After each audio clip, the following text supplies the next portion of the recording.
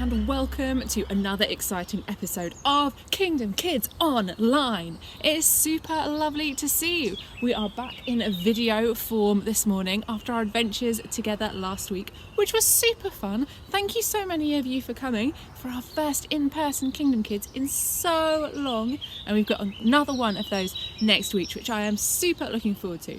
But we're going to have just as much fun this morning in video land. But to make sure that you're up and raring to go, it's super early where I am this morning. I don't know what time you're watching this, but it's bright and early here, and I've had a long week, so let's get woken up. Let's do a bit of a warm-up, guys. I'm mixing it up. We've never done that before, but hey, it's springtime. So let's think to ourselves, jump up on your feet, and we're going to do a good warm-up. Let's start with a bit of jog on the spot. Oh, and while I'm jogging on the spot, I'm going to think what we're going to do next. Maybe we'll do some good old-fashioned star jumps. Getting warmed up. Oh, and we can do some nice good arm stretches. Stretch those arms out, guys. Stay with me. Maybe we can do some big circles. Some big circles to get us going. Bright and early, or whatever time it is. It's always good to have a warm-up. Get the brain focused. Back to a bit of jogging on the spot. And I think that'll do. Well done, guys. Thank you for joining with me. Just getting a bit woken up and ready to go for today's Kingdom Kids. And now it is time, now we're all wide awake, for me to check in with you and see how your week has been. What exciting and awesome things have you been doing? Maybe you can think for me of one great thing, or interesting thing, or strange thing, or one thing that has happened this week that you can tell me all about. So I want you to get it in your head, and then I'm going to count you down, and you're going to shout it as loud as you possibly can. And if you shout loud enough, it will travel to me here in this woodland, and I will be able to hear you. Are you ready, guys? I'm counting you down. 3, 2, 1. Shout as loud as you can. Wait. I think I'm getting something. Oh! That sounds like a really interesting thing you were doing. And you must have shouted nice and loud, because I heard that quite clearly, actually. So, very good job, guys. Wonderful. What cool stuff you've been up to this week. It's nice. There's loads of good stuff to do now, isn't there? As we're able to do a bit more, which is super duper great. Now, we're going to crack on with today's main session in a moment. But before we do, there's something important that we haven't seen yet. You know what it is. It is, of course, the Montage of Awesomeness. I know that some people in Grown Up Church have missed seeing this last week when we were in person. So, without further ado, let's look at some awesome pictures of you.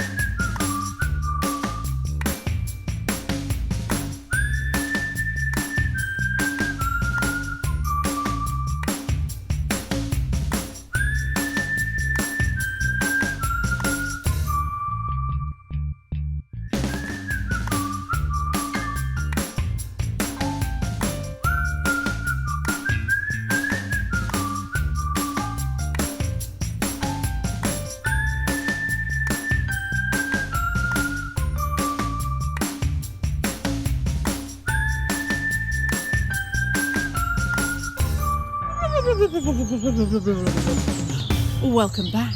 There we go, some awesome pictures of what you guys have been up to over the last week or so, and maybe some highlights from a little bit further back in the mists of time.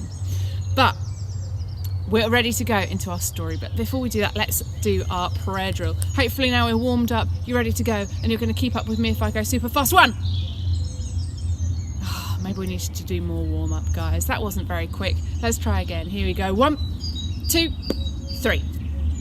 Dear Father God, thank you for this week. Thank you for the great bits of it, Lord, and thank you that even in the bits that weren't so great, you were there with us. Thank you for the things we're able to do together again. Thank you for the beautiful sun we've seen this week, and thank you as well that you are with us still this morning.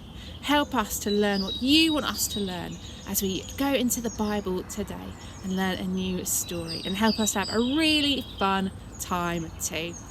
In Jesus' name, Amen. Let's go. Okay guys, this morning we are going to learn a Bible story from the Old Testament, and it is the story of a lady named Esther. And now Esther is at a point in the Bible where God's special family, the Israelites, have been taken out of their home in Israel and are living in the land of Persia. And we are going to see what is happening in that land of Persia. Some of the Israelites have been able to go back home now, but some have stayed. And Esther is one of those people who has stayed, and she is living in that land. And we are going to see her story today. Now, I might pause the story a couple of times to give us some exciting activities. But first off, I need to find someone to read this story for us. And who else but our good friend, Scotch Jeremy. Jez, you ready? He doesn't like coming outside into the woods. It's a bit cold for him. Let me just go and see if I can sort of... Jez, come on, buddy. Let's go, Jeremy. Come on, get out of the sleeping bag and the blanket. You'll be fine. It's only a short story. Oh, there we go. And here he is. Oh, good morning, children. Well, it's very good of you to come all the way out here into the forest to join us for Kingdom Kids. It is nice of you. Thank you for coming out on this beautiful morning or afternoon or evening when you're watching this. Oh, hey, I forget that time works differently when we're in video land. It does indeed, Jez. Now, you ready for today's story? Oh, I am, of course. I'm always ready for a story. And it's the story of Esther, the brave today, isn't it? It is indeed, Jez. Right. Guys, listen up, because we're going to have story time. Oh, and remember, it's always helpful when we're reading a story. If you like, you can close your eyes to help you imagine what it might have looked like, or sounded like, or felt like to be in the story yourself. So if you want to close your eyes and get comfortable, now is a great time to do that. And I'll begin the story. King Xerxes was a mighty Persian king whose empire stretched from India to Ethiopia. He was once so displeased with his wife, Vashti, that he announced she was no longer his queen. He ordered for beautiful young women to be brought from all corners of his empire to the palace so that he could choose a new wife. One of the men who worked in the royal household was an old Jewish man named Mordecai. He urged his adopted daughter, Esther, to go to the palace and take part in the beauty competition. Mordecai warned her not to tell anyone that she was his daughter or that she was Jewish, for many people hated the captives who had been bought from Israel. Esther did as she was told and went to the palace, and for a year she was pampered with beauty treatments and had lessons in grooming and how to behave like a queen. Oh, Jez, I think we can stop there. Oh, yeah, that's a great bit to stop. Oh, after she's been in the castle learning how to be a queen. Yeah. Guys, I think we can pause there, and I think we can have some queening lessons. Oh, are you sure? Yes, I'm certain. Jez, give me a second with these guys, will you? We're going to do some activities now. All right, I'll see you in a moment to finish the story. Thanks, Jez. Guys, I think we can do some really fun stuff for this. We can practice behaving like a queen. You know, back in history times, this was the sort of thing that you would learn in school, just like learning maths and English. They would teach you how to behave very properly in social situations, like a very posh person. So that is maybe what we'll do this morning, is we're going to have some posh lessons, just like Esther might have had when she was in the castle. And for our posh lessons, guys, you are going to need two things for me. You are going to need a book, and you are going to need a number 2, a cup or a mug. Maybe it can have a bit of drink in it. It doesn't need to for our practice. So you can pause the video and grab yourself a book and a cup or a mug now. Welcome back, guys. First things first, very posh, queenly people have very good posture. That means they stand up very, very straight. So Often I walk around a bit like this because I'm a bit lazy. But in Esther's queenly lesson, she would have been taught to stand up very, very straight. So that's what we're going to practice. So stand up very, very straight for me. When you stand up very, very straight, imagine that there's someone pulling a string out of the top of your head that's going to pull you nice and tall. And we're going to roll our shoulders back and stand very tall and proud. And now to show that we're doing this well, what you're going to do is take your book, here's mine, and place it on top of your head. I have chosen a hardback book, which is particularly difficult. Okay. And then what we're going to do is, guys, practice walking with your good posture. A really posh person never looks at the floor, they only look out ahead of them. Very looking up, chin up, and we're going to practice walking in a very queenly or kingly posture. So I want you to go for a little stroll around your room, balancing your book, doing your very good straight posture. I'm doing mine, out in the woodland. Here we go. If you feel very confident, you can add in a little bit of a jog. I don't feel confident enough for that, I have to tell you. Oh, I imagine it must be quite... After a year, I imagine Esther was very good at this. And she could walk very fast, doing very good posture. Maybe she could even sprint around and do roly-polies with good posture. But it's a bit difficult for me. Oh, here we go. Are you feeling very posh and posturous? Oh, I nearly lost my book. Okay, I think that's good enough. Well done. A very queenly and kingly posture there, guys. And now, another very important kingly or queenly thing is knowing how to drink a drink in a posh and refined way. So grab your cup or mug and I'll grab mine. Excitingly, mine still has some coffee in it from my morning woodland coffee. So here we go. We're going to practice drinking our tea and coffee like a very posh person, or your squash or your water. And now there's one thing that you have to remember if you're going to have your drink like a very posh person. See this? Not very posh at all. But with one small change, now I'm very posh. Have you noticed what I've done? I've got little Mr. Pinky Finger is sticking out all on his own. If you're holding your cup rather than a mug, we're just going to have little Mr. Pinky Finger sticking out. And that's what the posh people do. They drink with a little pinky. Just out and free. I don't know why. I don't know why, guys. I don't know why that's a thing, but apparently it is. So Esther, of course, would have been taught how to stand very poshly and drink very properly. She would also have had all sorts of other lessons as well, guys. She'd have learned loads and loads of stuff in that year. But I feel like we've all become slightly more refined and slightly more queenly this morning. So very good job. Right, I'm going to put Mr. Coffee away and then see if I can get Jez back up here for the second part of the story. Right, Jez, here we go, buddy. Oh, all right, here I am. Oh, good job, Jez. Now, let's crack back on with the story. And if you were doing your imagination, using it with your eyes closed, you can get back into that position. But here we go. All right, let's see what happened to Esther after her year in the castle. All right, here we go. When all the candidates were presented to the king, Xerxes chose Esther as his queen. He soon found that she wasn't just a pretty face either. He came to like her very much. One day she told him how Mordecai had overheard two servants plotting to kill him, and Xerxes believed Esther at once. He had the two men arrested and hanged and ordered for the event to be written down in his official book of records. Mordecai and Esther had saved his life. Sometime later, King Xerxes made a man called Haman his chief minister and commanded his subjects to bow before him.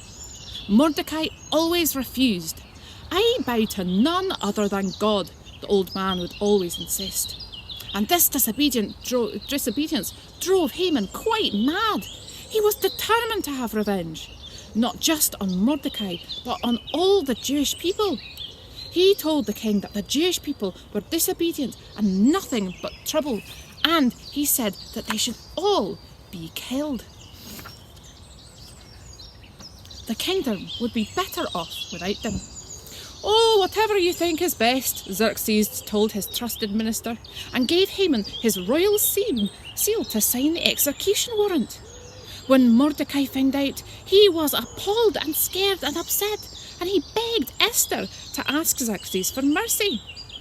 She dressed in her finest robes and went unsummoned into the king's presence, an action for which the law said she could have been put to death, killed just for going to the king without an invitation. But Esther was brave and she went anyway. Luckily, the king was happy to see her and said she could have whatever she asked for. "All I would like is for you and Haman to be my guests at dinner tomorrow," Esther said charmingly, and the king agreed. Esther held a wonderful dinner for the men, with food and witty conversation in beautiful surroundings. Having begun to win her husband and his minister over, she invited them to another dinner the following night, when she hoped she could finish the job and ask for forgiveness for the Jewish people. "Oh, stop there, Jez. Oh, again, Charlotte. Yes, I've got another idea, another thing we can do. Oh, all right then. I'll be back in a moment, guys, to finish the story after whatever Charlotte's planned. Thank you, Jez. See you in a second." Off he goes. Guys, I think this is a great time for us to do another little activity. Esther's cunning plan involves a lot of dinner parties. And I don't know about you, but I love a dinner, a feast, a party. I think they're super duper fun. So what we're going to do is we're going to pause and we are going to plan our perfect feast. If we were going to win over a king with a perfect feast, what would yours be like? What you're going to need for this activity is a piece of paper and some pens. And I'm going to grab mine now and show you what I've done.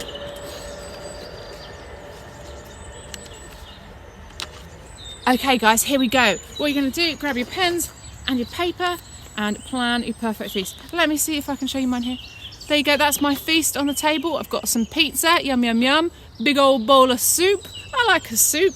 Then if we've got some salad, it's important to have some vegetables. There's some chocolate there, and that's a whole dish full of scoops of strawberry ice cream. Yum yum yum yum yum yum yum yum yum.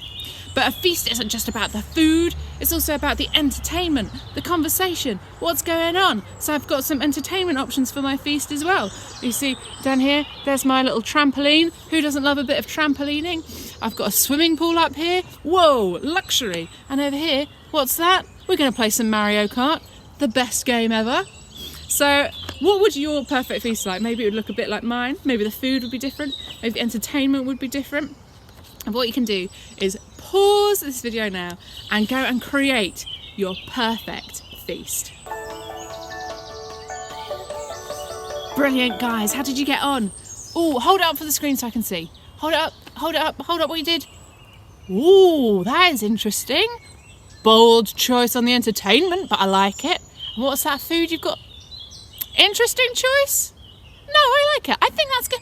Guys, you would throw some really good feasts. Well done.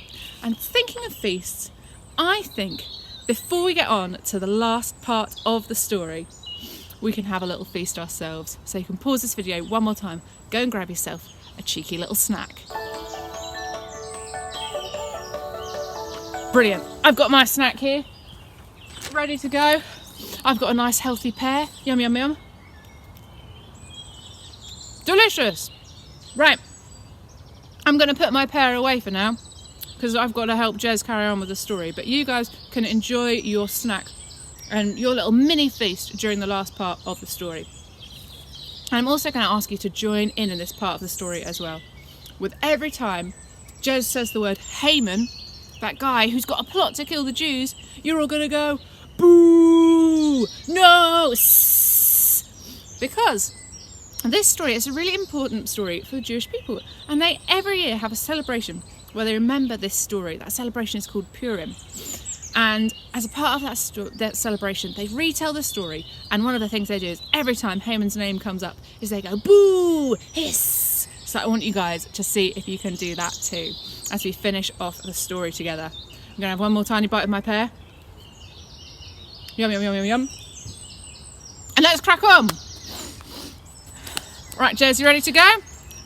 I am. I'm ready to go. Let's finish the story. Brilliant. Here we go.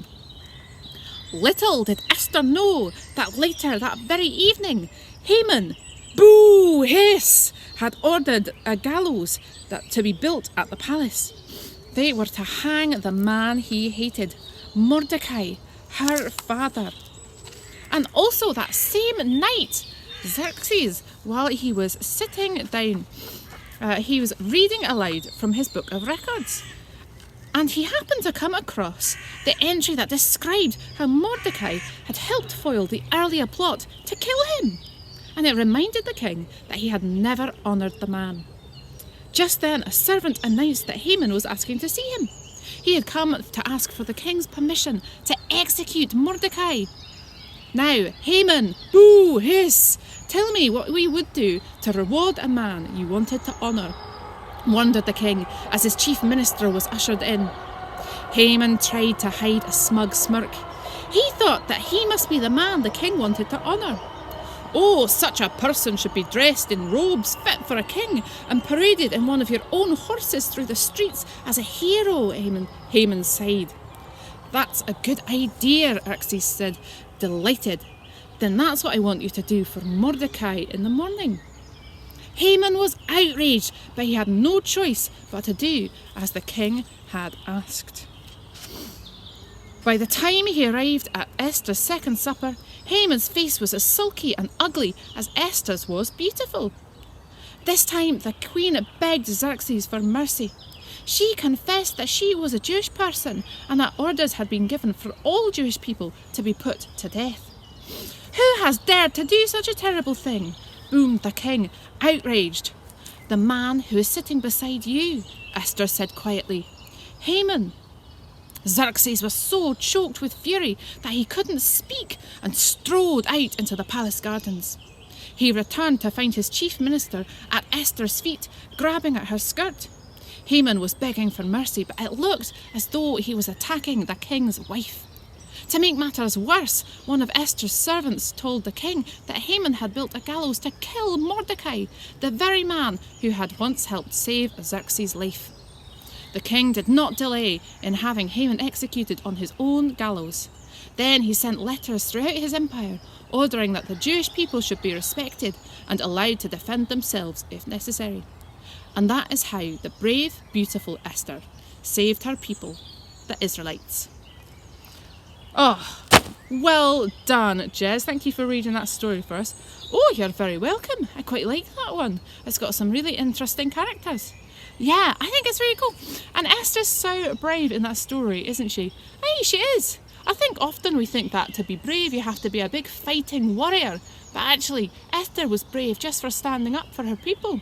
She was indeed. Brilliant. Thank you so much, Jez, for reading for us. And we'll see you next time. Well, hey, see you next time, children. Have a good week. Bye. Off he goes. Oh, guys, so that is the story of Esther.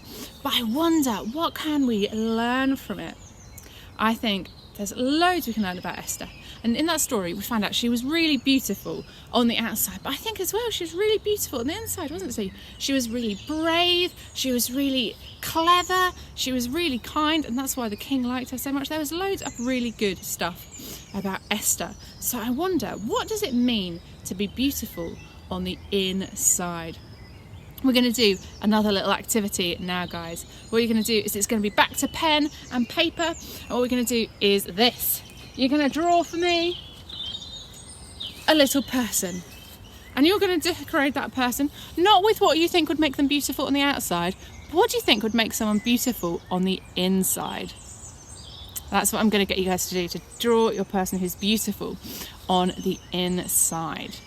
Okay, guys, so you can pause this video and draw that for me. Do that activity now. Welcome back, guys. How did you get on? All right? I did one of these earlier. Here's mine. I think it's beautiful on the inside. To be honest, probably not very beautiful on the outside.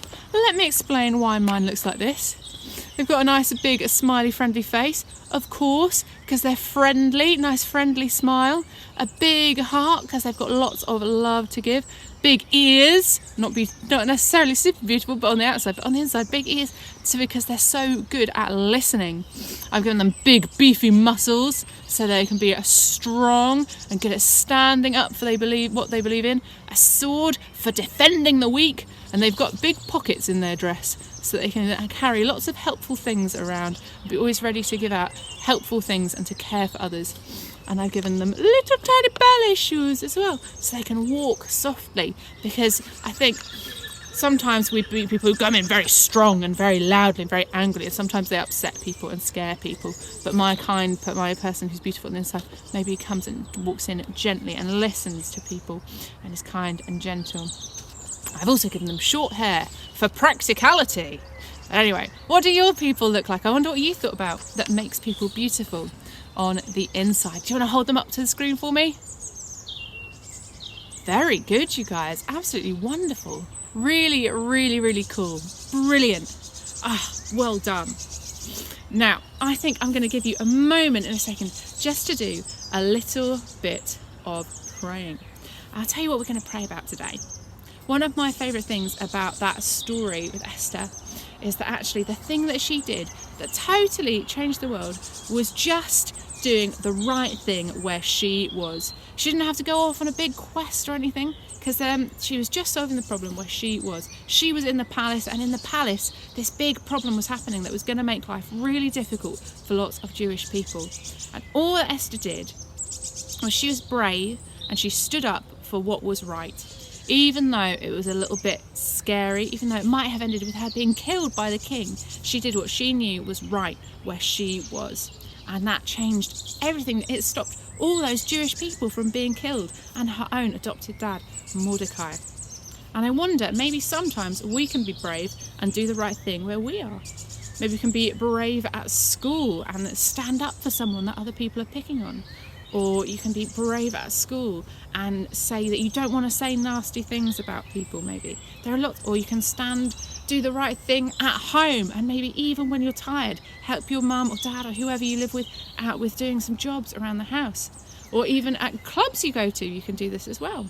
And sometimes that's a little bit scary. Sometimes we think if we stand up for someone who other people don't like, they might not like us as well.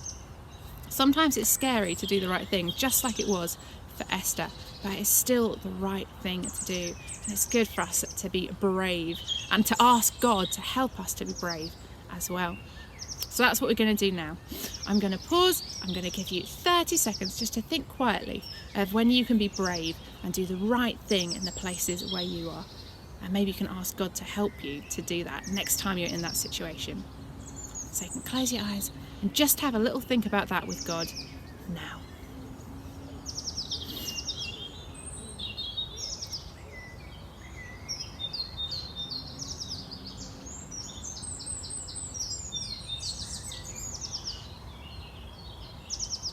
Wonderful, really good job, guys. Now that is us done with our story for today, but before we finish, it is time for our 1 minute move. What are we going to do today for our 1 minute move? I think we're going to do 1 minute of running on the spot with nice high knees. So stand up for me, get yourselves ready, and our 1 minute will start in a 3, a 2, a 1, a go. So running on the spot, not jogging. You can go faster than that. Nice high knees. Let's go. Let's go. It's a nice simple one today, so at least go for it. Nice enthusiasm. We're already 15 seconds in. Keep going. Keep those knees nice and high. Keep those arms pumping. We're going to get going. Go for a nice, if you want, you can run around the room a bit. Zoom in around. Oh, we've got another 30 seconds. Keep going, keep those knees nice and high. Run, run, run, run, run, run, run, run, run, run, run, run, run. Keep going, my guys. Keep going, 15 seconds left. Keep those knees high. Run, run, run, run, run. Okay, nearly there, nearly there. Another 10 seconds. Keep running, keep running, keep running. Just keep running, just keep running. And here. Stop. Well done, guys. Very good running and moving around. And I'm going to finish this morning for us with one last prayer. Here we go. 1, 2, 3. Dear God, thank you for this morning, and thank you for all the amazing and exciting stories in your word, the Bible. Thank you for the things they can teach us, Lord. And thank you as well for Esther and the example that she set. Help us to be like her this week. Help us to be beautiful on the inside, Lord, to be kind and to be thoughtful and to be brave. And help us to do the right thing where we are, when we're at school this week, and when we're at our clubs, and wherever we are. Help us and be with us, Lord. Help us to be brave and to do the right thing. Thank you for the fun we've had together this morning, and pray that you bring us back together next time to do it all over again. In Jesus' name, 4. Amen. All right, guys.